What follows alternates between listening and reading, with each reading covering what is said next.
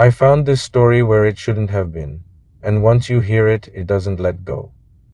The gates of the abandoned Jurassic Park opened by themselves at exactly 3:17 a.m., and the welcome sign switched on even though the whole place was supposed to be dead.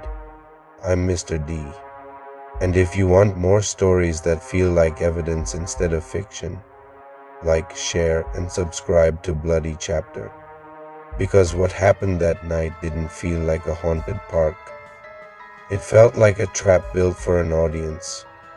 It started with a message from an unknown number. Coordinates. One line. Paid exploration. 317 M. Cash envelope. Signed the NDA. I should have deleted it, but the amount was stupid and the location was real. The old Jurassic Park that shut down under rumors nobody could keep straight. I arrived in rain so heavy it made the road shine like black glass. And the entrance booth looked rotten. Cracked windows, vines, peeling paint. Everything abandoned. Except the weak blue floodlights, half bright like the park was waking up on purpose. A man in a black raincoat waited under the booth awning. No name, no small talk, just a clipboard and a camera he pressed into my hand. Not my phone, not my gear. A park-issued recorder with a red light already blinking. No phones inside, he said. Liability. Then he slid a thick envelope into my jacket and pointed at the gate. Walk to the visitor center. Follow announcements. Do not enter tunnels. That last line sat wrong in my stomach, because abandoned places don't give rules. The gate keypad beeped without me touching it, and the metal arms parted slowly like I was expected. The speakers overhead crackled. An old cheerful voice tried to play, and glitched halfway through. Welcome, valued guest. Then, like it corrected itself. Welcome, Mr. D. I stopped dead, rain running off my hood, because I hadn't told anyone my name. The camera screen in my hand auto-focused on the dark between the trees, held there, then flicked away like it had seen movement and didn't want to admit it. I kept walking, because fear and money make you brave for the wrong reasons. The path lights worked in broken patches, so the world appeared in chopped pieces. A bench, a map sign, a statue, then darkness again. I reached the sign for Tyrannosaur Paddock and noticed the mud under the fence looked reset. Smoothed out like something heavy had walked there recently and someone had erased the proof. My camera beeped and a park interface popped up. Visitor mode active. Tour path assigned. Then another prompt flashed. Smile. Facial confirmation required. I laughed once, nervous, and the speakers whispered, softer now. Smile, Mr. D. The dinosaurs love faces. My mouth went dry.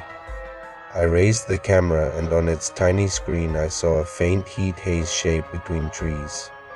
Low, moving, stopping when I stopped, matching my rhythm like it was learning my pace.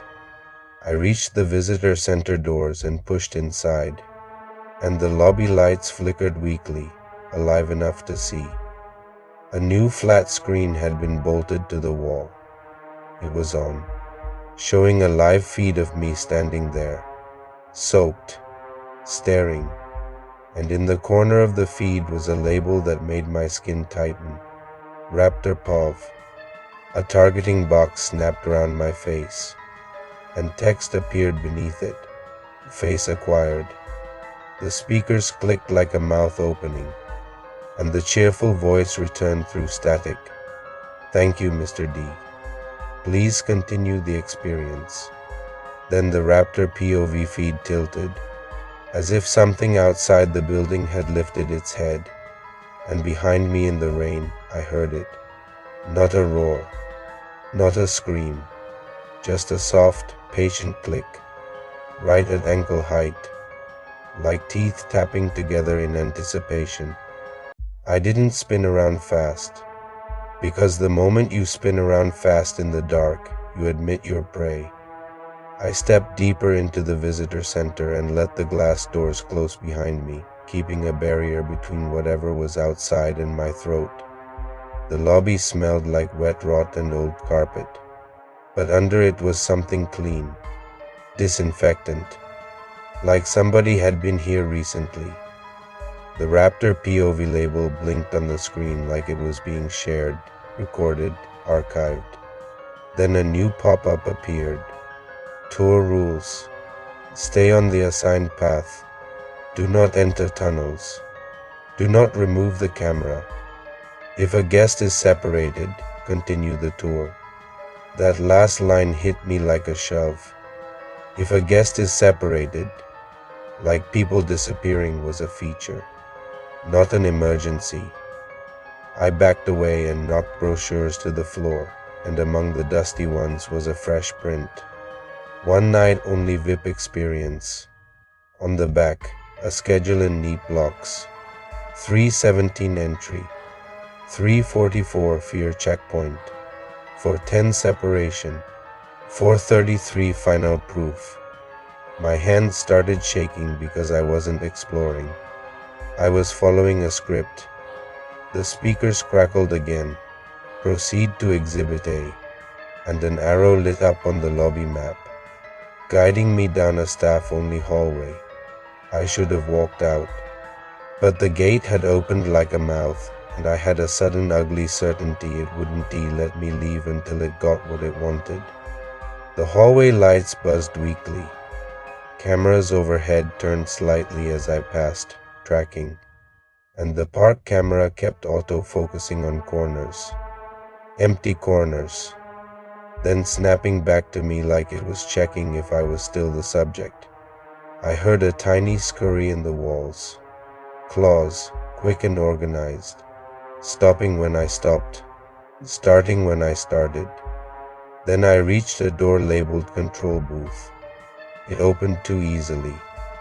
Inside were monitors and a desktop full of folders that made my stomach drop. Thumbnails, headlines, comment packs, missing person template, pre-made news screenshots, local explorer vanishes, police suspect stunt, viewers call it best horror short. It was all packaged, even the world's reaction, and one monitor showed a video timeline with labels like it was editing a movie before filming it. Scream moment, chase moment, final silence. My park camera beeped. Upload signal detected. Live backup active. I tried to shut it off. Menu locked. I covered the lens. The red light stayed on. The speakers dropped to a whisper. Don't block the view, Mr. D. People hate when they can't see. I stumbled back into the hallway and the arrow shifted, directing me toward the tunnel entrance. Restricted. The rule said don't enter tunnels, but the park insisted. That's when movement hit the floor around my boots. Small, fast shapes. Compies. Dozens. Swarming low, not biting, just forcing my steps to shorten and my eyes to drop. Distraction. Herding. My camera screen flashed RAPTOR POV again. Closer now. Low angle. Moving through wet grass. And text appeared over it. Don't run. It likes running. The tunnel door creaked open by itself, exhaling cold air that smelled like metal and wet stone. The arrow pointed down into darkness, and behind the visitor center glass, a tall shape slid past a floodlight. Thin, head tilted, listening. The speaker whispered, almost kindly, "Go on, Mr. D. The exit is inside." and the compies parted like the park had decided my next step for me. The tunnel swallowed sound the way water swallows light. My footsteps turned dull and close, like the walls were pressing in to listen. The air down there was too clean for an abandoned place. Maintained. Alive. The park camera kept blinking live backup active like it was streaming to an audience I couldn't see. And the speaker voice followed me through hidden vents. Please remain calm, valued guest. Every valued sounding less like welcome and more like ownership. The tunnel opened into a service corridor with faded doors and thick glass windows scratched from the inside. Claw marks like something had practiced impatience. Then I saw it. A steel door with a glowing sign above it. Exit. Hope hit me so hard it felt physical. I ran to it, winked the handle. Locked. The keypad blinked, then displayed a message that made my knees soften. Access denied, you are now part of the attraction. The speaker chirped happily. Congratulations, Mr. D. Final proof capture. The corridor lights stuttered, and in the stutters I saw movement at the far end. Not charging, positioning, silent. The park camera flipped to Raptor POV and the targeting box snapped to my throat. I backed up and bumped into a door that cracked open. Inside was a server room. Racks humming, lights fresh, cables organized. Not abandoned at all. A monitor on the wall showed a live premiere page already scheduled. How I got paid to explore the abandoned Jurassic Park at 3:17 a.m. Thumbnail, my terrified face in tunnel light. Chat filling with people laughing, hyped, asking if it was real. Then the screen switched to an editing timeline. My footage already sliced into beats, and folders below it. Comment packs. Headlines. Missing person template. The park wasn't just hunting. It was producing. I reached for a power switch and the speaker snapped, suddenly cold. Do not damage property. The lights died. The corridor outside became a black throat, and I heard the clicking, closer, then stopping, like it had found the perfect distance to make me imagine the teeth. The speaker whispered, "Look at the lens, Mr. D. People want your expression." I lifted the camera and pointed it into the darkness instead. The screen adjusted, and the raptor resolved just enough. Reflective eyes. A grin made of knives. It stepped once, slow, then stopped again, training me, stretching time. I grabbed a metal chair and slammed it into the nearest rack. Sparks, alarms, hot electrical stink. The monitor glitched and the premiere title rewrote itself like the park was correcting the story. How Mr. D disappeared. I ran through a maintenance stairwell and burst out into rain behind the visitor center, jungle pressing close. I sprinted for the gate, slipping in mud, heart trying to rip free. At the booth, the man in the raincoat stood exactly where he'd been all night. I shouted, shoved the envelope at him, and he calmly pointed up. A small screen above the gate showed my live footage, my panic, my face. And beneath it, viewer count rising. The speakers crackled one last time. Thank you for participating, Mr. D. Your experience will be uploaded shortly. The gate opened slowly, politely, like a mouth letting a bite go.